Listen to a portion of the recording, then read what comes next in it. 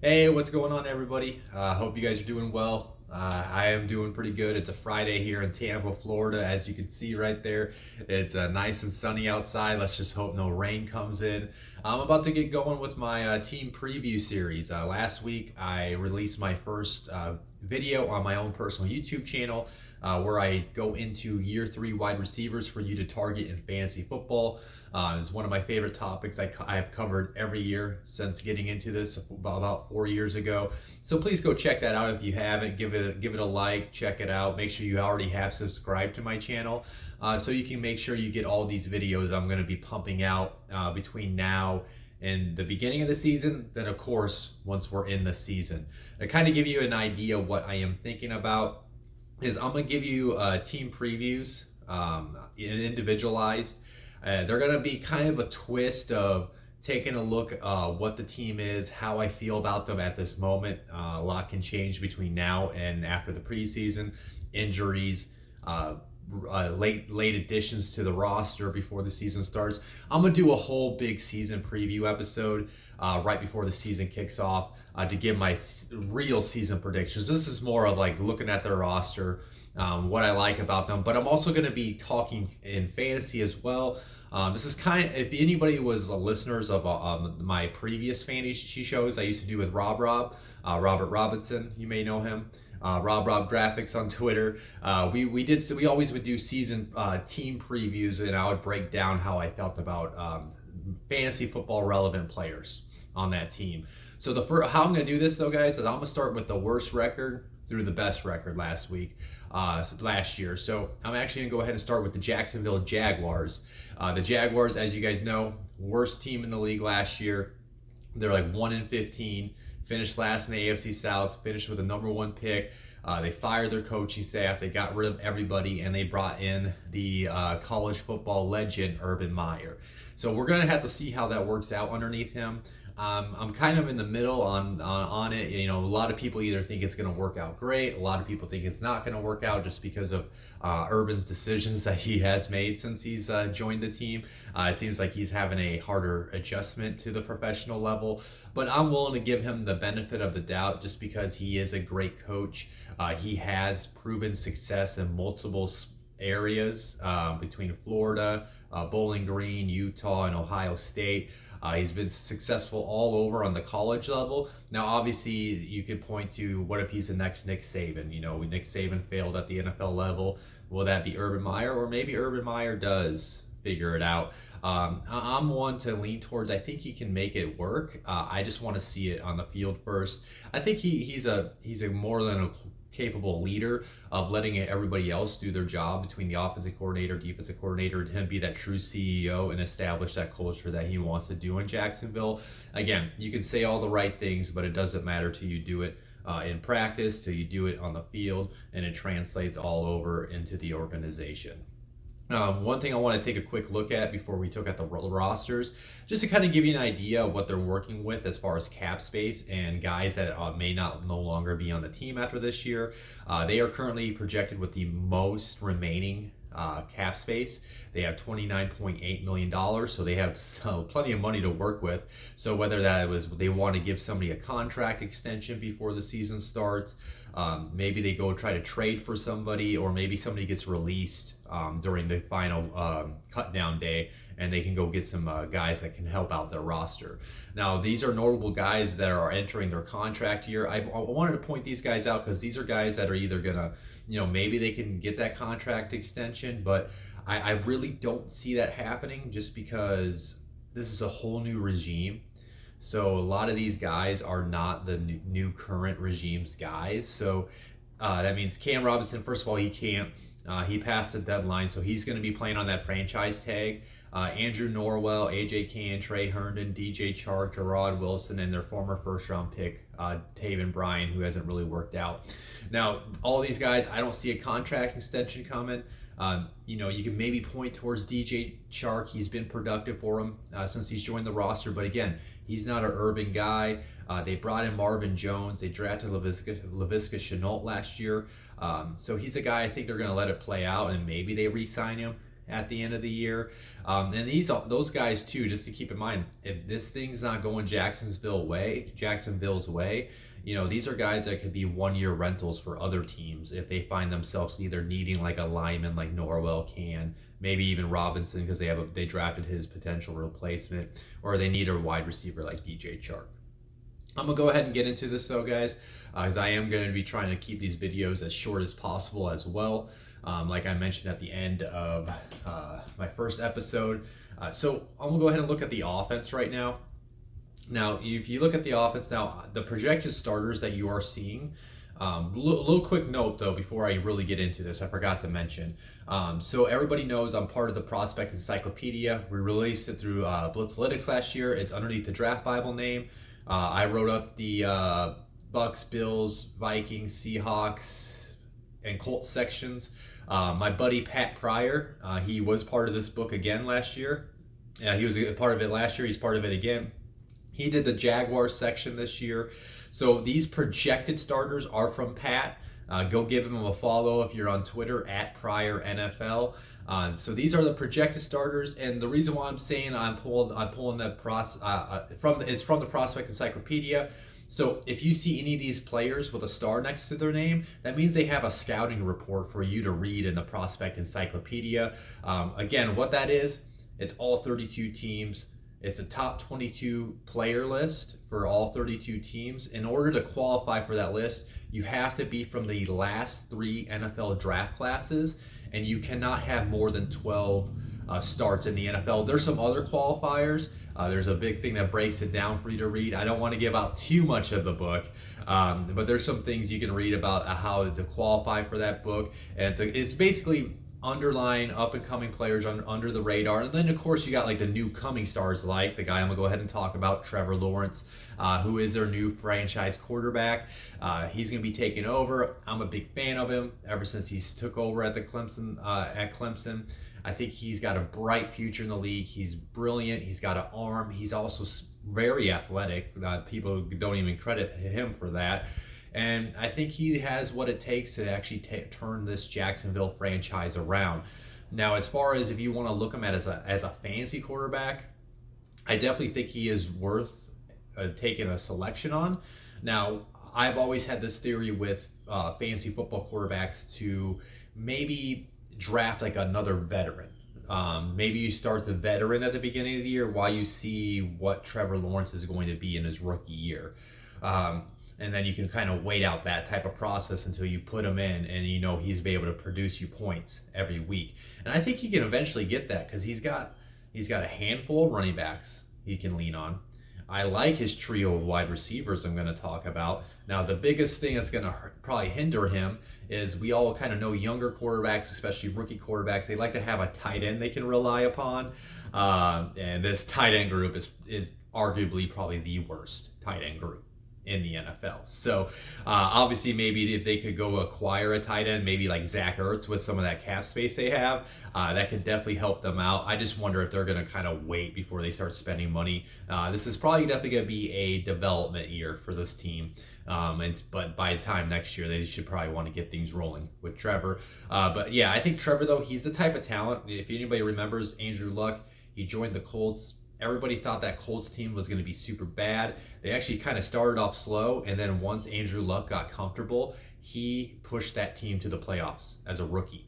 So I think Trevor Lawrence is capable of that. I don't know if this team is capable of it, but I think he can elevate his play, and I think he can work himself into like a quality starting fantasy quarterback, at least at some point around the halfway point of the year, as long as his skill position players at the running back and wide receiver position are still healthy. Let's go ahead and go to the running back position.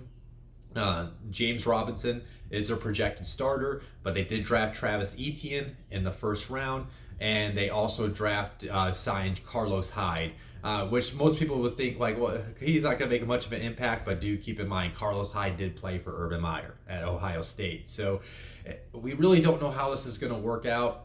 As I kind of been mentioning, some of these players are not from this regime. So James Robinson, again, he's not with this regime. I know he performed great last year, but that doesn't mean like the coaching staff, just the new coaching staff, just obviously love him. So they went ahead and drafted a running back with one of their first round picks this year. So that's kind of telling as well. So as far as drafting these guys, I'm going to kind of stay away from Jaguars running backs this year. Let me see here in about a month. Maybe we can get an idea in the preseason. Maybe things will unfold, whether it's through training camp. Maybe we kind of see in the preseason games. Maybe Etienne's got a lot more juice than Robinson. Maybe he's going to start getting more snaps. But until we've got a clear-cut starter, this is kind of looking like, honestly, I don't see a scenario where like James Robinson is dominating the snaps out of the backfield, and maybe Travis Etienne's get peppered in until he eventually takes over. What I always do with these type of backfields is I would bet on the rookie. If I was going to draft one of these players, I would draft Etienne late with one of my last round picks, and he would be a guy on my bench that I am hoping by week 8 is going to eventually take over the role and dominate the touches out of the backfield. And then you got a guy that can catch the ball, can run the ball, and be an explosive playmaker, and he can potentially work himself into like that flex RB3 range, and then maybe RB2 by the end of the year. But as far as their backfield as a whole, I mean, it's a nice 1-2-3 punch for them. They definitely got some good depth in that room. Take a look at their wide receivers. Pat has them projected for Laviska Shenault. It's going to kind of Laviska Shenault, DJ Chark, and Marvin Jones. I like those three. I think they're all three skill sets kind of complement each other. DJ Chark, he's a guy I liked in fantasy. I drafted him. I just kind of think with the addition of Marvin Jones, and I think Laviska Shenault's set to take another step in his career, I don't know if he's kind of worth drafting anymore. Maybe you could take a swing on him in the background and think betting on his previous production, but we never got to see that consistency out of DJ Chark to be a week in and week out starter. All three of these guys, you're going to either just take, they're all, to me, they're guys that you're going to take a shot on at the end of the rounds, and then if they hit, they hit. If they don't, you might be moving on and trying to find somebody on the waivers. But if I was going to bet on one of these guys, Laviska Shenault would be the guy. I think Urban can find a way to get his offense to line him up all over the field. He can take snaps out of the backfield, in the slot. There's different ways and different variety of packages and manufactured touches that they can figure out for Laviska Shenault. So if there's one guy I'm willing to bet on, it's Laviska Shenault. And then I've always been a Marvin Jones guy. I'm kind of curious. I think if him and Trevor Lawrence could find that type of chemistry that Marvin Jones had with Stafford up in Detroit, I mean, there's a way he can be pretty productive, and he can help elevate Trevor Lawrence's fantasy value. One of the stats I pulled, I like to look at a sample size of the previous 3 seasons to see who has been productive from the last 3 years. And Marvin Jones, he's tied for the 7th most receiving touchdowns since 2018 with 23. So he's been highly productive the last 3 years. I don't think his play has fallen off. He's just had battled with injuries throughout the years. And I think he can have a nice little second career stint there in Jacksonville. Either way, I like the 3 of them, and I think if those 3 and Trevor Lawrence can develop some great chemistry and repertoire with each other, I think these guys can carve up some defenses throughout the season. Now, I already pointed to it, the tight end position. James O'Shaughnessy is the projected starter. I'm not drafting James O'Shaughnessy. There's tons of other tight ends for you guys to draft. He's just kind of a filler tight end until they eventually find their tight end of the future to go with Trevor. Their line, it's interesting. Their line can be pretty good if they can stay healthy, if they can make sure they can get back to the play they were at once. It's a lot of mixture of veterans and with the young guy and Jawan Taylor, who I liked when he came out of the draft class. But their biggest thing is they got to stay healthy. They have to stay healthy. That's what happened last year. They got banged up. And obviously for Lawrence's health, you want them to stay as healthy as possible. But I don't think they're terrible. I think they're about average. But I think if all of those guys can stay on the field and play to their level of talent, I think they can get to like an above average range, but we'll have to see if that can happen. Overall, the offense though, I think they have enough in there to move the ball. I do wonder how consistent it's gonna be, and then my biggest concern is we really don't know what this offense is gonna be like under Urban Meyer at the NFL level. Sounds like he kind of wants to do some things like he did in Ohio State, but we have to see this. So the preseason, seeing how that offense. I know he probably won't show much, but maybe we can at least get a peek into it. And then taking a look over at those notable backups, they still got Gardner Minshew. Obviously, there's questions. There's questions about him potentially getting traded. So take a look out for that. I would look like Denver or maybe some other places, and that's why I have the other quarterbacks listed here. C.J. Beathard, if anybody remembers him from San Fran, they more likely signed him with the idea that that they could trade Minshew. Colin Johnson's a guy I would keep an eye on potentially having a bigger role from the wide receiver room if the other three get hurt. So keep an eye on him. Luke Farrell's a rookie tight end. They do have Tim Tebow, so I did have to. He's technically notable. I have him listed there at tight end. It will be questions if he even makes the roster. Hey, but keep an eye on it because if he's technically a tight end, say he does make the roster, say he's getting a couple catches and maybe they sprinkle him in like a wildcat formation or something to take handoffs. There's a sneaky way he can get fantasy value. You're like, shut up, Cody. And then I do like they drafted Walker Little, who's going to eventually replace Cam Robinson after this season at the left tackle position. And Ben Barch is a guy like last year's draft class. So they're two guards that are going to be free agents after last year. I'm sure they want Ben Barch to grow and eventually take over one of their roles. And if those two players are ready to step in and play now this season, that's why I'm saying those guys that are entering the contract year. If other teams start needing linemen, maybe they could reach out to the Jacksonville about a potential trade. Now, I'm going to go ahead and get to my next reading over the defense. Now, these are the projected starters from Pat Pryor from the Prospect Encyclopedia. And again, if you see a star next to their name, that is because they are inside the Prospect Encyclopedia, so that means they're highly thought of as potential prospects. And you can read their scouting reports when you go buy that book. You can go to allaccessfootball.com, look up Roy Countryman's Prospect Encyclopedia. You can even go to the banner on my Twitter page and click on the link, and that's where you can go pre-order it. It's supposed to come out here in the coming weeks. Now, their defense, though, man, there's some things to like about their defense, and there's some things to really not like about their defense. So their defensive front, like they have a bunch of guys that are just going to be rotational guys within the interior part of their defensive line. No like clear-cut elite guy. That's the biggest concern with them. But I think if they could like throw in an elite D tackle in there, that could really benefit their linebackers and their outside linebackers. And I really think this defense could take it to the next level. I really do. It's going to be dependent on these other guys' growth. But, I mean, you really got to like Josh Allen and Clavon Chason. Those are both guys that can get after the quarterback. They're young guys. They're within their first 3 seasons of the NFL. They're the future of the defense, and if they can take that next step, those two can wreak havoc on the quarterback and be a crucial part of their defense for years to come. Miles Jack and Joe Schobert, they form a very formidable linebacker tandem. Schobert's great in coverage. Miles Jack can fly over the field and make tackles and make plays. So between Josh Allen, Miles Jack, and Joe Schobert and Clavon Chason, I really like those parts of their front seven of the defense. And then it's just a mixture of guys though within the interior guys. They're probably gonna be rotating between the projected starters and some of those guys you see in the notable backups. No, all those guys are probably gonna be working in the rotation. There's no clear-cut dude right now.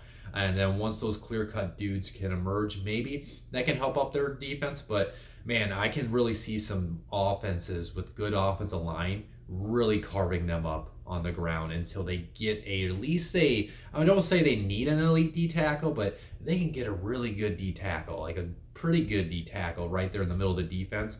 I think this defense can eventually grow into something special. Looking back in their secondary, I love C.J. Henderson. Had a really good rookie season.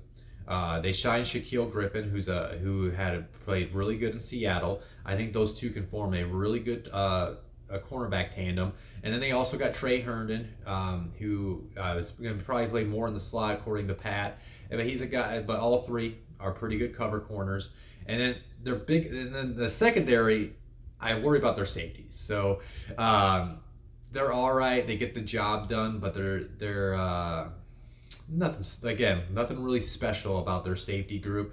So basically, that's another hole in their defense. So you wonder if teams are going to be able to beat them over the top, beat them through the middle. How well are they going to be able to cover if the defensive front can't get after the quarterback? So it's hit this. But the one thing I would say though about this defense is they do have playmakers on all three levels of the ball. You know, they got Josh Allen and Clavon Chase on up front, Miles Jack and Joe Schobert on the second level, and they got Shaquille Griffin and C.J. Henderson on the third level. So I like defenses that have that. That means they can potentially force turnovers. I can see this team being a hungry young defense that are going to go through growing pains this year. Some moments are going to be good. Some moments they're going to have their lapses and they're going to get carved up and get touchdowns on them. But I do like the potential of what this defense can be in about a year or two if they can add pieces within the interior part of that defensive line, and then find at least one really good safety to go in that secondary. But yeah, it's a defense that you can maybe even stream. I'll say this year because I do like the potential that the guys can get sacks and to create turnovers. Now, anybody that has followed me with fantasy coverage in the last 4 years, they know I don't pick one defense and go with it. I stream defenses every year. So when I'm drafting my defenses in redraft leagues, I always look to their week one matchup. So the Jaguars have the Houston Texans in week one. Biggest question is what's Deshaun Watson going to do? I'm not going to go into too much detail about that. It's completely up in the air. It seems like we get new details every week at this point as far as what should happen. So obviously if something comes out and Deshaun Watson is going to play for the Texans on week one, I'm not going to play this Jacksonville defense. No way. But if it's going to be Tyrod Taylor, yes, I'm going to play this defense because I think they can get after Tyrod and create sacks, and I think they can get turnovers. I think this is a sneaky good streaming defense for week one of the season if Deshaun Watson doesn't play. But yeah, overall, this team, right now, as I record this video, I feel like this team, it's going to be either a team that's going to go through some really bad growing pains, and maybe they get to like 5 wins this year, 5-6 wins. Upset some teams. I think they're going to be a feisty team that will be competitive this year, but they're kind of so young. They still got a lot to learn how to win in the next level, but I can see them be in I think they're going to be taking the next step towards the back end of the year. I could see that. So I think they got a bright future here if they can start getting some pieces filled. And it's a team that has good talent in multiple areas of the team while having a lot of holes between like their offensive line. You know, it's an older offensive line, so they're going to pretty much have to replace majority of that offensive line, but they do have some places in peace with Walker Little and Ben Barge. They got to figure out the tight end position. They got to get an elite guy or a top tier guy on the defensive interior defensive line, and they got to figure out that safety group. And then of course the other guys that I believe in, they got to step up in their play. But yeah, that's my preview of the Jacksonville Jaguars right now. My next one will be the New York Jets, since they did select second overall this year in the draft. I hope you like this video. If you like this video, please hit the like button. Please make sure you subscribe to my videos so you can get that anytime. As far as the videos, these team preview videos, I'm hoping to get these at least. I'm trying to do these every day for the next week if I can. Maybe it might be an every other day type of thing. As a heads up, I do have I have my parents, I have some other friends that both chose to come visit me at the same time.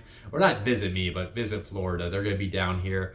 So I got to figure out and be a good host when they're here. So there might be a lapse at the first week of August between my videos. I'm not sure how much time I'll have to do those, but as soon as they're done, I'm gonna pump all the videos out for every team prior to the season.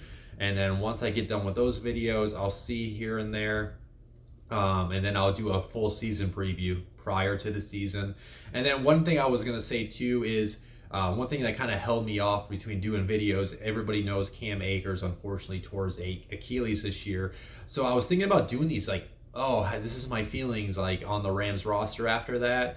But then I was like, I haven't done the Rams preview yet. I can just talk about that then. So what I will do though is if anything happens with teams I already talk about, I think I'm gonna try to hop on and record a quick 5 to 10 minute reaction. So if the Jaguars make any additions or anything notable news I think I want to give my feelings on, I will do that. But these videos, I guess, are going to be roughly 20 to 30 minutes. I'm sorry, guys. Sometimes I can get talkative, as you know, because I love this league and I can just talk about any team. Even though I'm a Colts fan, I can talk about the Jaguars and I can kind of see what they're building here. But we got to see what Urban Meyer's going to do first before we fully want to dive in and believe that it's going to work out for Trevor with the Jaguars. So that's the video, guys. Again, like, subscribe, tell a friend. I hope you enjoyed this. I'll see you guys when I do the Jets preview. Later.